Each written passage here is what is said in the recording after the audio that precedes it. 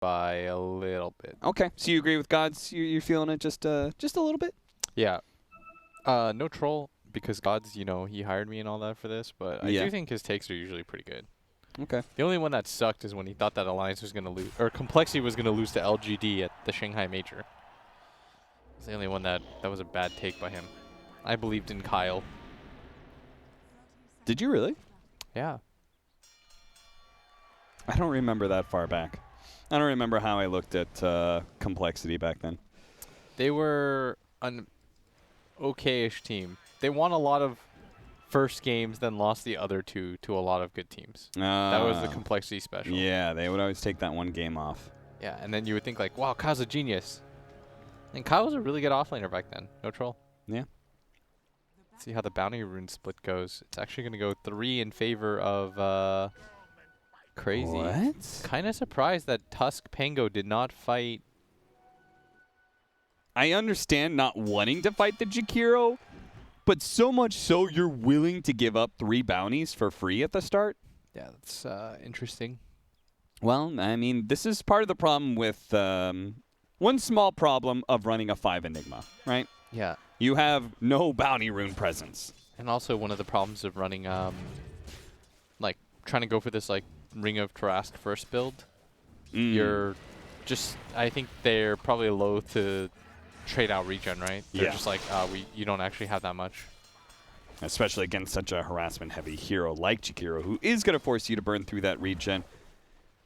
And he still needs another 200 gold with only 2 more tangos to work with. AUI is certainly going to try and abuse that. That's where Moose is going to try and come in and just cut waves and oh, please stop the bell ringing. Get Brax some freebies as Moose having some fun with it. Does manage to actually get a D ward here, so an extra 104 gold for him. Investment into the Sentry ward pays off. Our mid lane matchup is going to be Void Spirit versus Lycan.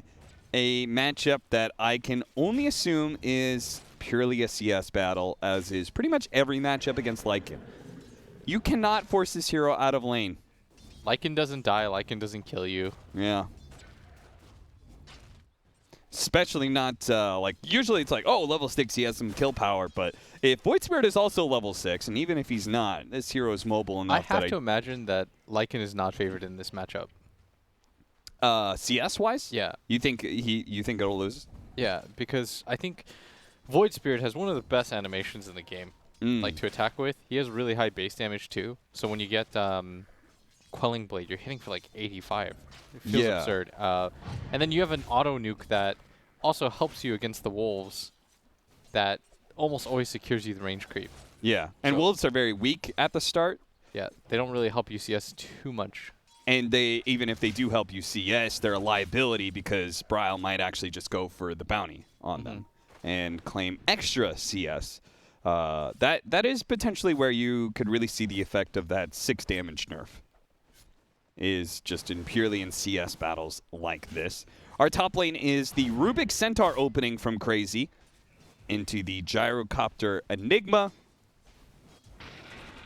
They did draft that 2nd pick Enigma into the Rubik, but it is a 5-position Enigma. He also went Guardian Greaves last game. We didn't really see... We got that one really nice black hole, but it didn't seem like their team fight was predicated around it so much. I mean, they picked Enigma into Rubik, so... I will say I think Centaur lanes up really nicely against Gyrocopter. Yeah. One of the best base damage heroes in the game that works really well at denying. Like, it's really hard for Gyro to get these range creeps without help. And Gyrocopter, who can be... His biggest threat is all the damage he offers, plenty of kill power, while Centaur, he is tanky enough that he can just sit in the middle of a creep wave whenever you throw a homing missile. You can't fight him, is the problem. Yeah. Like, he pops Retaliate, and he's going to kill you before you kill him. I think it's it's by far one of the best offlaners against the Gyrocopter. Yeah. Definitely agree with that one. Brax is just now buying his Ring of Tarask. You could see the huge delay he's had, not just being able to get any CS.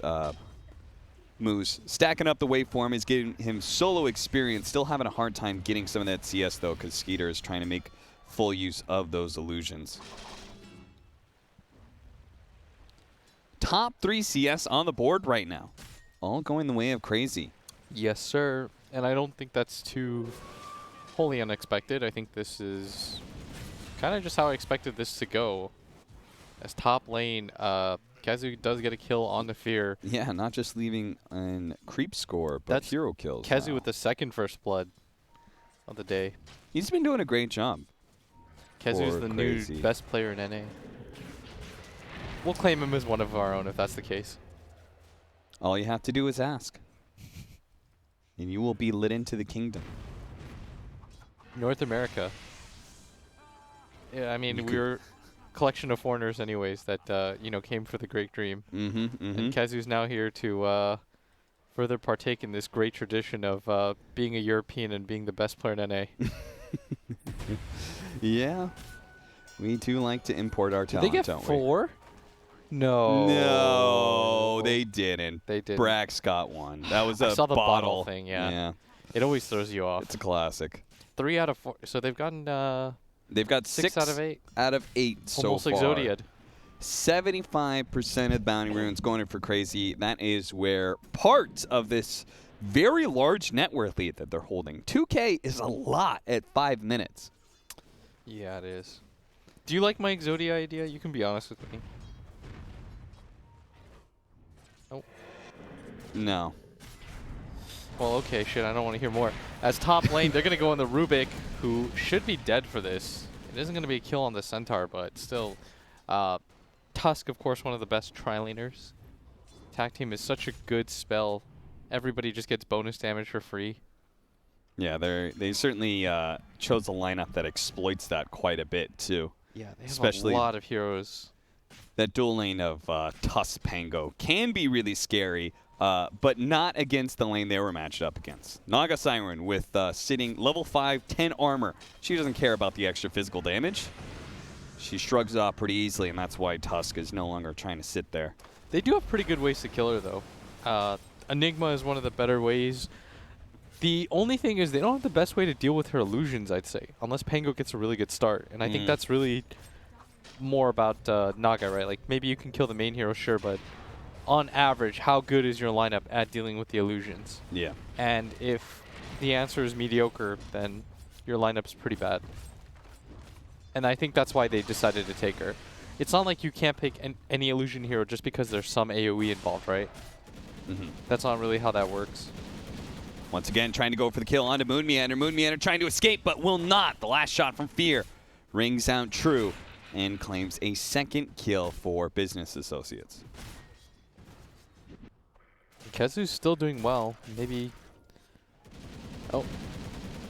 There's an Ice Path. Brax And a in lot trouble. of Doesn't have damage. any mana to swashbuckle away. And they're going to protect AUI. their catapult. Yeah, They're doing a lot of damage to this tower.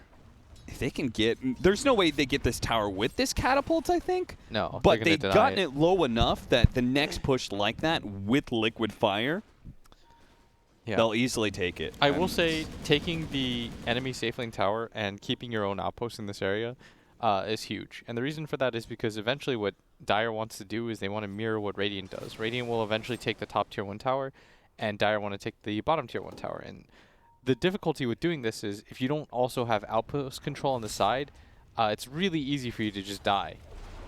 You're going to see Fear in that rotation you were talking about. Radiant rotating up to the Dire so safe now lane. they have a That's what double Braille wave. does. They have a double wave under the tower, and they're going to grab this tower for free, and it's not as easy for business associates to back them up if they were to lose this bottom tier 1 tower. Right. You lose that safety blanket of an Yes. easy TP point, right? You want to ideally trade here, as they're going to go for some sort Skeeter of weird dive that being cannot dove. possibly work. Big time, and he's like, well, this is free, guys. He turns around, bites, easily kills the Tusk, Oh, and this with is a CR4ZY disaster. TPing in, surrounding Brax as well, the 2 intruding forces are going to die. The third in 9, who popped his ultimate to try and chase down the Naga Siren. You could just feel the pressure of this lineup. They know they have a Naga Siren problem, and they are forcing things way too hard to try and deal with it. Yeah, 100%. That dive actually means quite a bit. It forces both of them. I mean, they just both die. They lose a bunch of Necro Creeps. Lycan uses his ult for that too. He makes his way all the way down towards bottom. Doesn't really get anything. And Because now who seals the deal on that bottom tower, too, with the rotation. You're always a tower behind. They've lost the bottom tower at the same time. They were trying to delay that, too. So the gyrocopter, especially, is in the weirdest spot, because Moo does not really want to be here. Like, this is found the him. death He's zone. low. Moo. Yeah, this is what I mean. Like, Moo doesn't want to be here, but because he doesn't have a tier 1 tower at bottom, it's not that safe for him either. Yep. And I would imagine they don't have outpost control down there either. So this is like, there's no way to get back up. Whereas if you keep your tier 1 tower alive, it's really easy for the mid hero or the Tusk or anything like that to make their way over. There's like options for them. Yeah. Whereas now the Naga gets to go up here for free. They don't really know how to contest this either because of that failed rotation at bottom. They know that they've taken that top outpost, Business Associates, as you were saying. They don't want to play in that area. Yeah. So all they have to do is protect their bottom outpost. Boom. They've just gotten themselves an experience advantage, as well as, thanks to all the bounties they've been racking up, 6,000 net worth lead now at 10 minutes. I mean, they're getting really, really farmed. And all three of their cores are still steadily doing very well. They haven't really lost heroes since the beginning of the laning phase. Not a good look at all for them. So they are going to finally go bottom. But look at this move. Normally you want to make this move with 3 heroes cap so you can be somewhat efficient. Look at top. Naga did this by herself. Yeah. And so all those extra heroes from Crazy, where are they at? They're in mid lane. Yeah. They don't have to take the bottom lane fight. They can take more valuable resources off the map. With less heroes. Mid tower for the safe lane tower, you'd make that exchange any day of the week, right? Oh, 100%. That's, you know that bottom tower is going to die eventually. Any good team will take it. But it took 5 heroes for them to take it because they don't have outpost control and because they already lost their tier 1 tower. So it is the right move by Business Associates. It's just, it highlights the issues that they have once they lost the safe lane tower and the outpost control. Yeah. And if people were to say, oh, hold up, Stampede, they're going to try and run at these heroes. Good ice shards, though. Stalling this advancement from Crazies. They're going to be able to catch it, but actually the Snowball grabs up here, may be able to protect him. A 4-man stop from Kezu, and he actually knows he's not going to be able to escape so easily, so he turns around, gets a few swipes. Nice Ice Path, a 3-man on top of that Bryle. Oh, this is just a cleanup and a half. Triple kill for him. The easiest of his life, honestly. And 9 may have been able to get that Centaur kill, but it cost him his ultimate, and may just cost him his life. And Moon Meander was able to do a bit more damage or had slightly more mana. He could have done it. Did he not have mana for Malefice? He did not. He used everything he had for Fade Bolt. He only before the Fade Bolt, though. Maybe it was on cooldown? No, I think cast range. Malefice is much shorter, right? I see. Okay, that makes sense. Brow shows up. He's not done yet. He got that triple kill in bottom lane. Quickly picks up a kill on Fear as well. That's a 4B now. And he's building up that momentum and confidence, too. He's landing Ether Remnants without the use of the Yules. This is a tier 2 tower at top, by the way, that is very weak. They haven't had to use the Naga whatsoever for any of this. And they're really just losing AUI. Very, very, very good start for Crazy so far. And this all kind of just goes back to that bottom lane and the way that they played that. Having to devote 5 heroes down just to take a tier 1 tower. It's partially them learning from their past mistakes too. You know, when they went for the dive, it's just too... people in Dota, you know, you have a memory for that sort of thing. You're like, oh, well, last time we went with 2. Did not work. Might as well bring 5 this time to make absolutely sure we take that tower. And you're not really addressing the Naga problem.